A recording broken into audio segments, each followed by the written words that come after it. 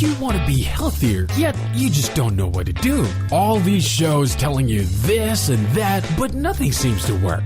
Well, listen close. Golden State Media Concepts has got something great for you. The Health and Wellness Podcast dedicated to workout trends, healthy eating habits, diet, and everything about healthy living. Join us in our banters as we help you not just live life to the fullest, but live it to the healthiest.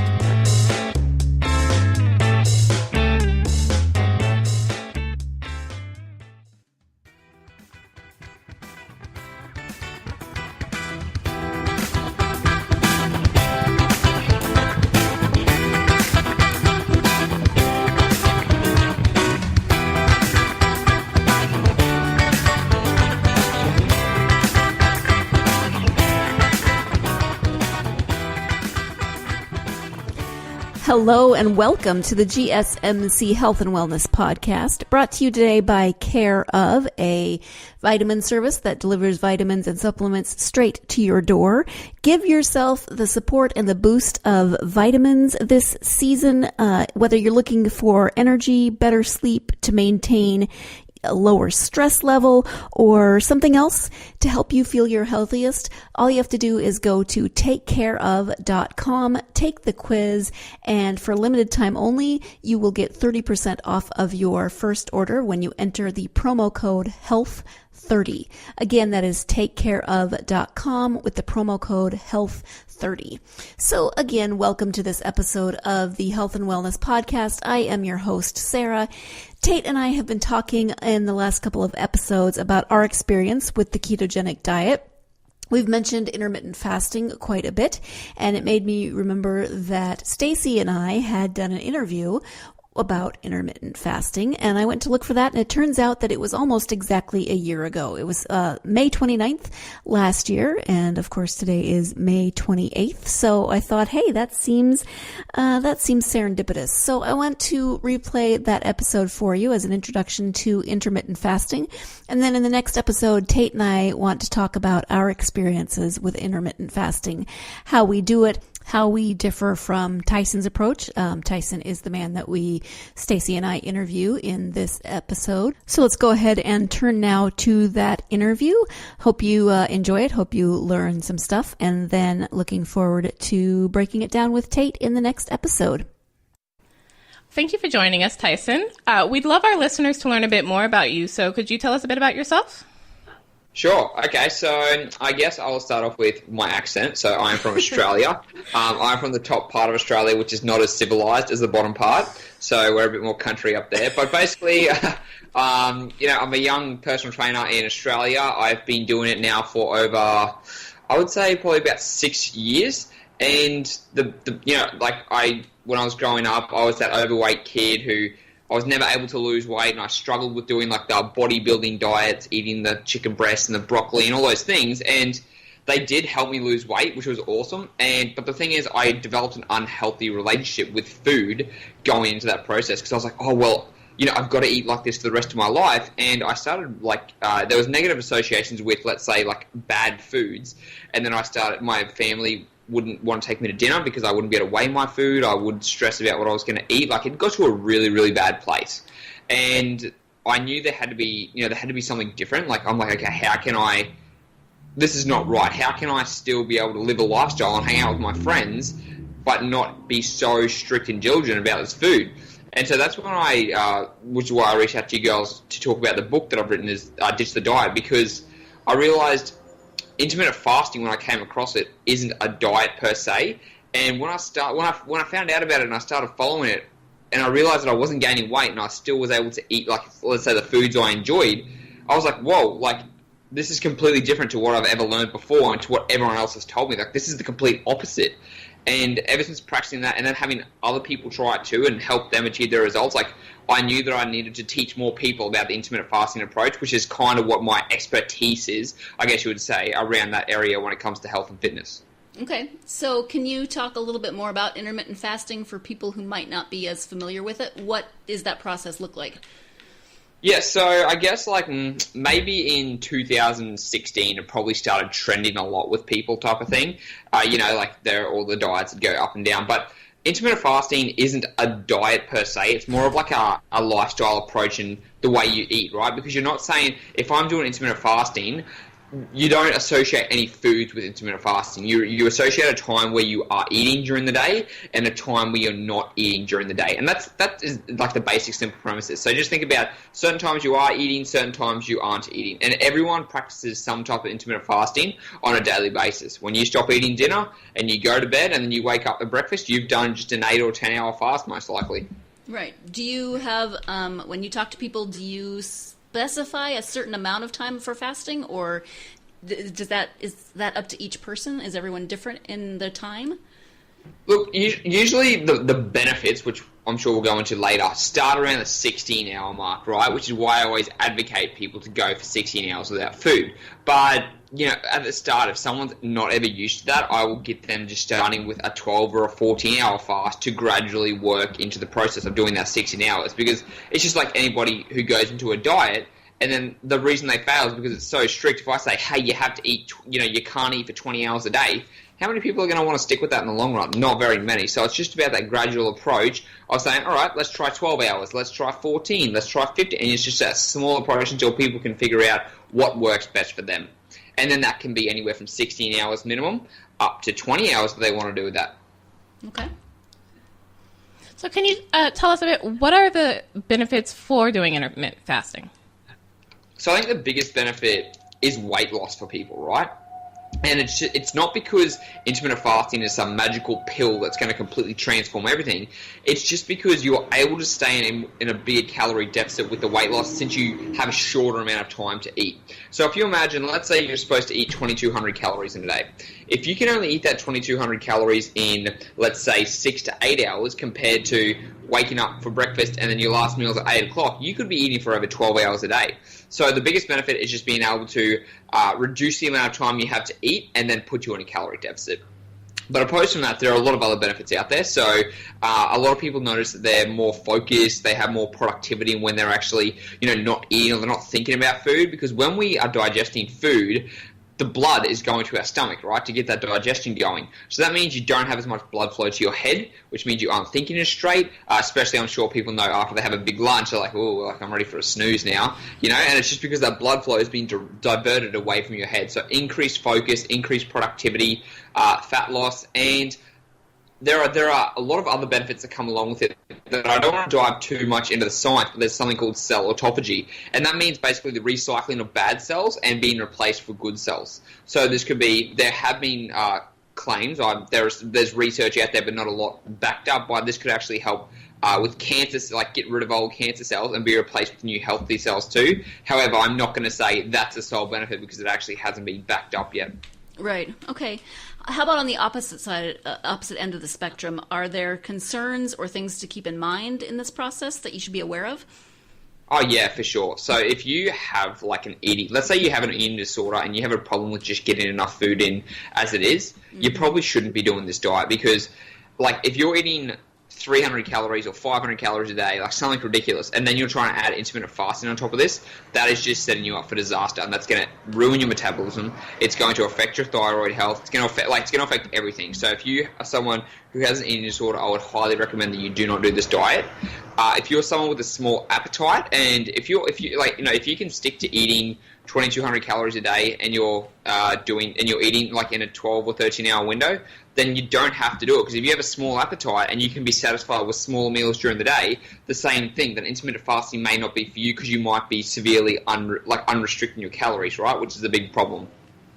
Then there's, when it comes to pregnancy, clearly you need to be feeding yourself and you need to make sure that your baby's got enough energy, enough fuel too. So I would never ever recommend a pregnant woman follow intermittent fasting either.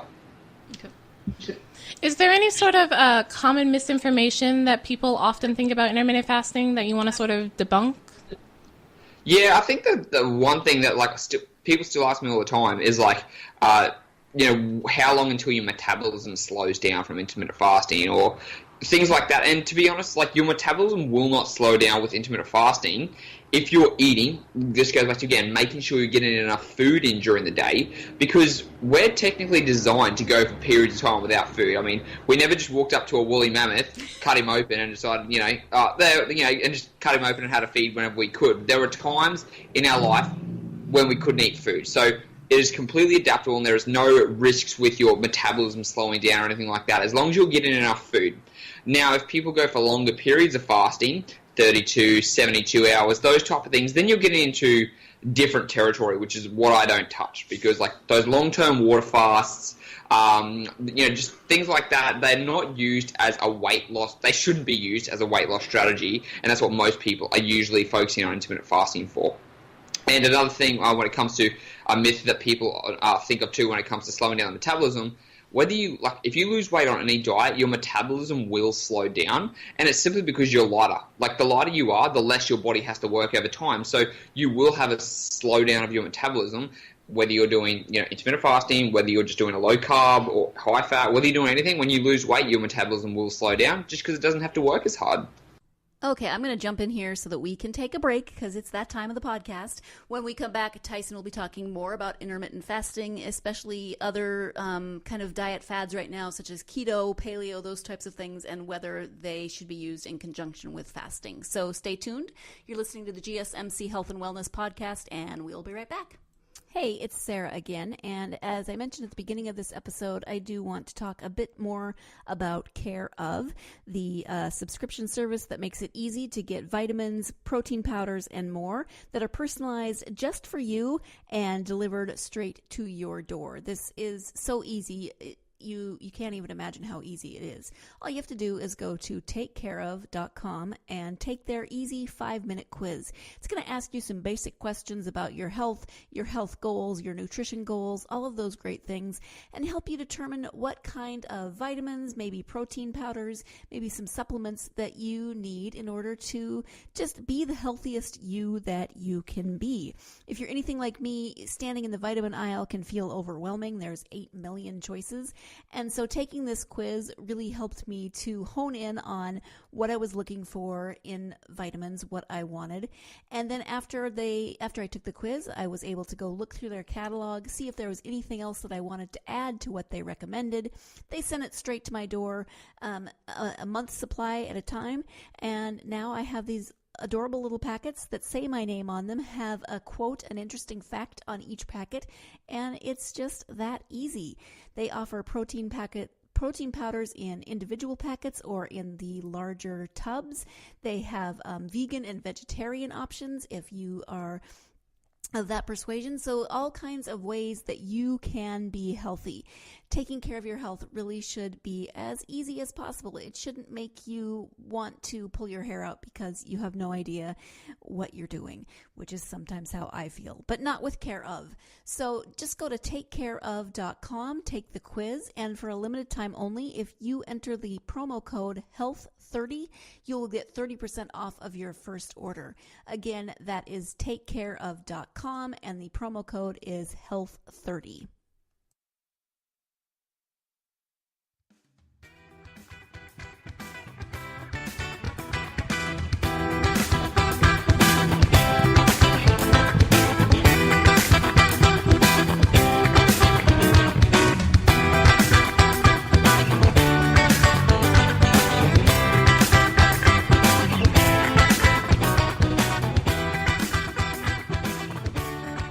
Welcome back to the GSMC Health and Wellness Podcast. We are talking today with online coach Tyson Brown about intermittent fasting. So let's go ahead and get back to that interview.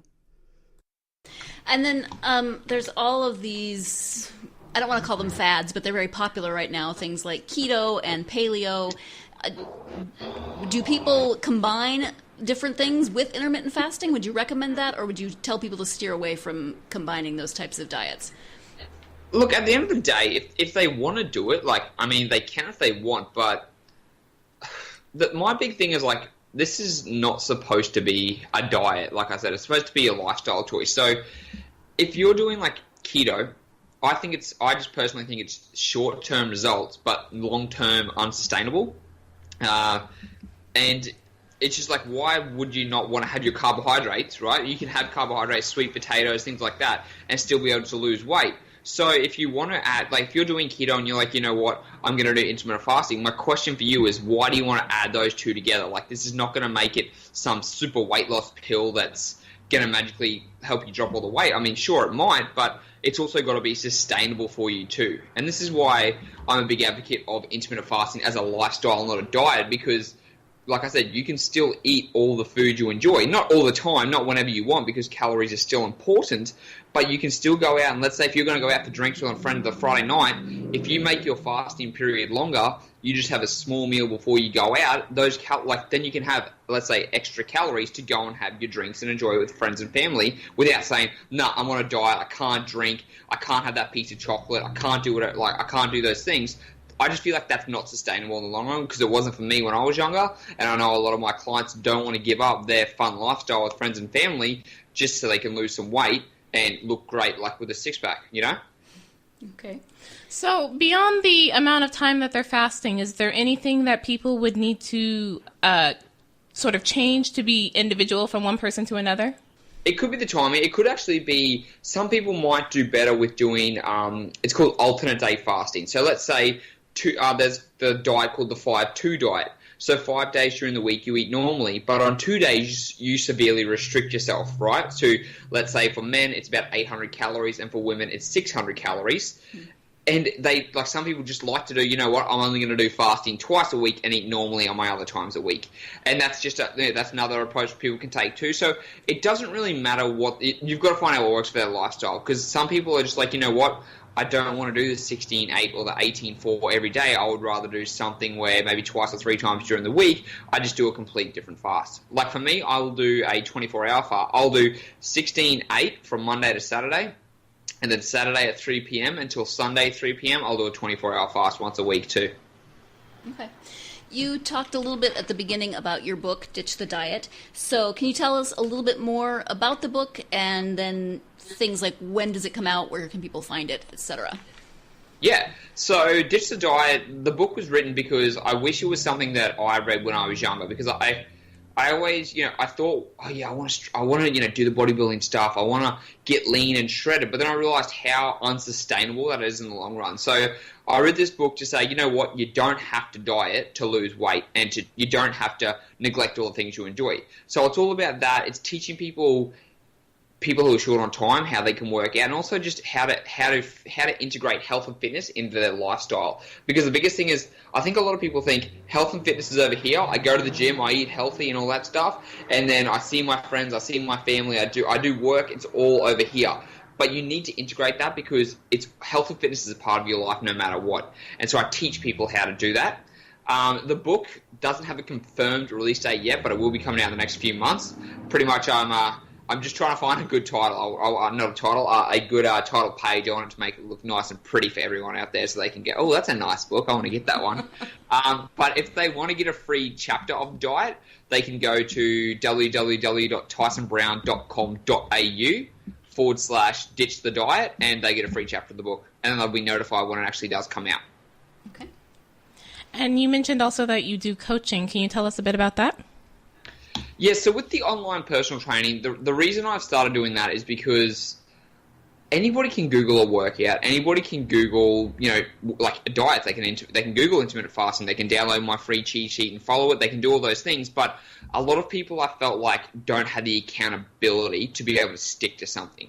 And that's why I really think the online coaching is really important, because not only do people get a personalized nutrition program and a personalized workout program, but they get that accountability of me checking up on them and saying, hey, what are we working towards this week? How's the progress going? If they get stuck somewhere and they have a question, I'm there to answer it in real time. And that's the best thing about the online, is I can help people all over the world, whatever time it is, answer their questions and keep them on track. And that's why, the online coaching has been so beneficial for so many people, because it's not like here's a meal plan that you have to follow. It's, okay, let's understand how you're going to fit the food you enjoy into your diet, and how to understand what foods are made up of too. So it's not just that coaching process, it's actually the education process that goes behind it too, to teach people how they can do this by themselves. Because you're not going to want a trainer forever, but you need to be able to have the basics understanding of how to do things by yourself when you don't have a trainer too.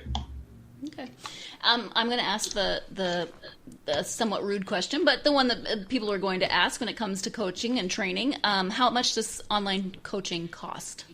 Okay, I'm not going to talk about... No, I'm just joking. So it's $50 a week Australian, which comes to about $37 a week American, I'm pretty sure. Okay. So you guys get the good end of the bargain if you did that type of thing. Okay. And people would go to your website for that? Yeah, they can go to my website or they can reach out to me. I'm pretty all over the place on Instagram. Like, that's where I spend a lot of my time doing my stories. So if they send me a direct message at Tyson the Trainer with 2 R's and they say, hey, like I heard you on the podcast, want to know about coaching. Or if they have any questions, best place would be to DM me on Instagram. Okay. And so you've mentioned Instagram, you've mentioned your website. Give us your website again and then tell us if you're on any other social media and where people can find you there. My website is tysonbrown.com.au, and like same thing as Instagram, it's Tyson the Trainer with 2 R's. They're probably the 2 biggest places that I'm active on at the moment. And if you guys actually go to tysonbrown.com.au/IF for intermittent fasting, I've got a free cheat sheet that has over 40 tips on how to fit into your lifestyle, and it's just something you can download for free. Okay. We have pretty much covered all the questions that we had. Is there anything else that you want to talk about that we haven't touched on, but that you really want people to know about intermittent fasting or just diet and exercise in general, nutrition in general? Yeah, I think one thing I want to share is, even though I'm such a big advocate of intermittent fasting, that's my belief, that's what I want to teach people, it's not going to work for everyone. And if it doesn't work for you, don't stress about it, because you're going to find something out there that works for you at the end of the day. And it's not a secret bullet. There's no magic pill out there. Whatever you're following, you've still got to... It's all about the calorie control, right? Like, you can be doing intermittent fasting and you might not lose weight and you might think it's not worth it, but at the end of the day, it's probably because you're still eating too much food. And so... I just want to make that point so clear to people that they think that if they go on this diet or if they follow this eating plan, it's going to be the magic trick, and then they don't see results. And it's just because they're most likely eating too much. It's like the people who snack on high amounts of nuts and peanut butter and all those things. If you do that while you're doing intermittent fasting, there's going to be no difference in the weight loss. So any diet's going to work for you. You just need to make sure that you're in that calorie deficit. And if intermittent fasting doesn't work for you, do not beat yourself up, because there are plenty of other things out there that you can follow. And then you made me think of something else. Obviously, people still need to move. They still need to exercise in some ways. But what do you recommend when people are doing intermittent fasting in terms of exercise? Does it affect your exercise in terms of, like, if you've been fasting for 16 hours, should you eat first and then exercise, or what do you recommend?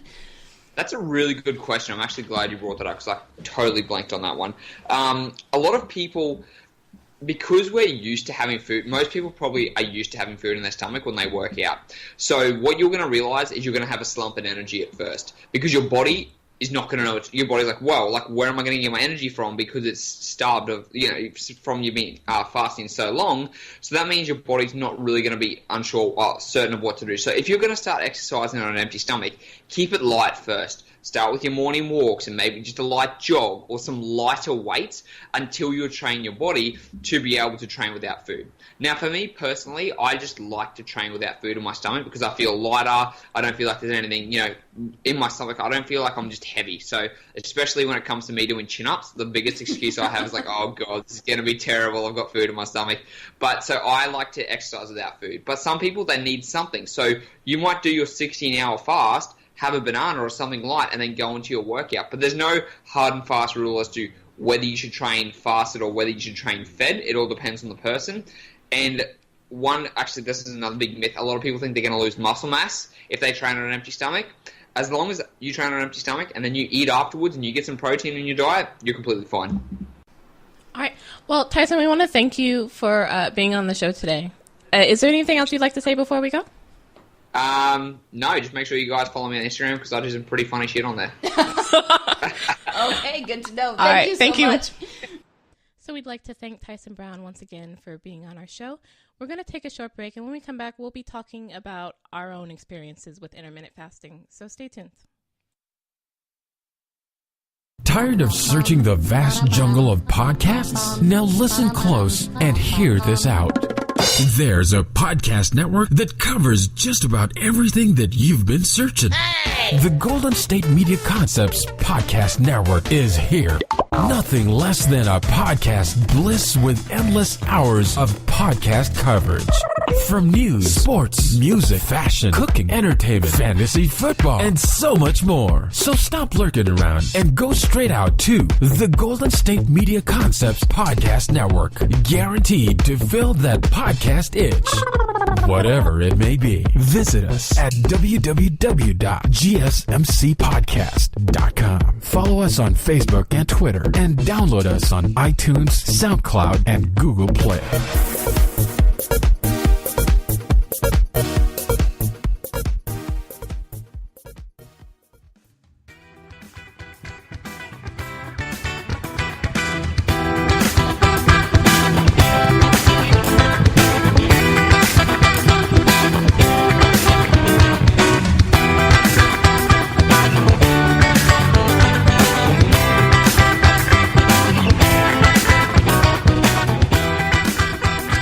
Again, we want to thank our guest, Tyson Brown, for being on the podcast, from Australia, which is awesome. It's always interesting to do international interviews because for him, it's 17 hours ahead, so we were calling the future, sort of. So, Stacey, in terms of what we just talked about with intermittent fasting, is it something that you'd heard about before this interview or knew anything about? I had heard of it, but I guess I heard of it strangely because I kind of thought it was a on-off day thing. Like, fast one day, don't fast one day, fast one day, don't fast one day. I've heard of that too. I don't know if it has a different name though. Yeah. I've actually been doing it for a couple of weeks now, not because of this, but completely unrelated. Mm-hmm. I've been doing it. My husband's been doing it for about a month, and it's not as terrible as it sounds. The first day, like I eat between 1 p.m. and 7 p.m. Mm-hmm. And the first day, that morning at work, just about killed me because my body was like, "Hi, why aren't we eating?" But it gets a lot easier, and so it's interesting to just kind of eat in that 6-hour window. Yeah, and I was laughing when he said he doesn't see the benefit of doing keto with it or another. I actually do know people who swear by doing keto in addition to intermittent fasting, but I think again that's what works for each individual. You know, I don't necessarily want to give up carbs for the rest of my life. Some carbs are so good. Carbs, I ate way too many carbs. But I'd been doing intermittent fasting without knowing what it was for a while, just because I wasn't working at the time, and so I didn't wake up until a certain point. And so then that would be my first meal at like 11, and then the only thing was my family kind of tries when we're trying to be healthy of like don't eat after 7 or 7:30. So I was doing this whole 11 to 7 eating thing, but without meaning to. That was just how my schedule was working. Right. And maybe it's because I was sleeping late. So it wasn't that hard for me because I was asleep until basically I wanted to eat. I didn't have to, be awake and around people who might also be eating before I could eat. So right. That's funny. I didn't mean to do it, but I did. I did it really well without meaning to. And I'm not, I've just started. So it's not like I've been doing it for a couple weeks and, oh my gosh, I've lost 80 pounds, nothing like huge like that. But I do notice that I have more energy. Mm-hmm. I'm still not a morning person. I don't think there's any cure in the world that will make me a morning person. But I do notice that I have a lot more energy in the afternoons and, that kind of 3 p.m. slump or whatever time that is for people. So that's been nice, and we'll see. It's something that I don't know if I will. I don't see a reason not to do it forever, but then right. Who knows as things go on and things change. But for right now, doing okay. Yeah, I did it pretty well when I wasn't even thinking about it, but I noticed that I was eating less just because I was eating in a less amount of time, mm-hmm. but I also wasn't doing a lot. So I feel like if I did it now and then also did exercise, right. I might struggle a bit more than I had before because at the time I was just home all day. Right. Watching your stories. No. Reading my stories. Yeah, exactly. I think my concern, right now I'm in a very controlled environment because I'm home, but we haven't done things like where my husband and I have gone on vacation, or I've gone home. My family's all in Montana, and for some reason, my sister and I have talked about this. When I go home, all I want to do is eat. It's like I just wander through my mother's kitchen. I don't know if it's a comfort thing. Right. So that will be my first major test, going to mom's house. The thing that concerns me about it is if your day kind of gets all wonky, or if you're traveling and then your hours are off. Right. And so if it's like you normally do like 11 to 7, but hey, you're traveling and you couldn't eat during the regular hours you would eat. And then it's like, hey, it's 8:30, but you haven't really eaten in like 6 hours. Right. It's like, yeah. And I think there's probably some wiggle room in there. My other thing is that we have friends who, they eat really late. Yeah. And if I'm done eating at 7 and they're like, hey, come over for dinner, we're eating at 9, it's like, yeah. Oh, well, you probably, if you knew it was coming, if it wasn't a last minute thing, you could probably adjust your schedule so that you adjust your schedule so that you started eating later. Mm-hmm. Yeah. I do that with my family. My family for like holidays all likes to eat earlier, and my sister and I, because we're younger, we're just like, so we're totally used to eating at like, 9, 10, whatever in college. We want to eat at 4? Really? Yeah. And so we definitely have to plan ahead of, okay, you want to eat then, but I'm so used to eating like 3 hours later than this, and my body's going to be like hungry then. Right. So let me not eat as much as I would right now and sort of space that out a bit more, because you're throwing my schedule. Stop throwing my schedule off, family. My grandparents used to eat dinner at 4 every day. Yeah, I don't know. 4 o'clock. But I think they woke up a lot earlier, too. They went to bed earlier and got up earlier. Yeah. So, I don't know. As opposed to me. Anyway, intermittent fasting, it's interesting. I'm wondering, people out there in the universe, if you've tried it, let us know what you think. Has it worked for you? Do you hate it? Do you love it? Any tips you might know that we didn't talk about today? Mm-hmm. Let us know. Instagram. Let us know on social media. Twitter and Facebook. It is nice to know that a year ago I was still as much of a dork as I am now, or that I haven't improved since a year ago. I don't really even know. At any rate, I was new last year to intermittent fasting. I had just begun. So on the next episode, as I said, Tate and I will be discussing our experiences of this process, how we do it. We both do it a little bit differently from one another, and we do it a little bit differently from the way Tyson described his process. So, and as I was saying, if you have done intermittent fasting, we would love to hear about your experience. Apparently I just have to say the word Instagram. Find us on social media. Don't listen to year ago me and her, brain lapse, who just saying Instagram. I think it's time for us to wrap this up. So join us again next time for another episode of the GSMC Health and Wellness Podcast. In the meantime, have a great week and be well.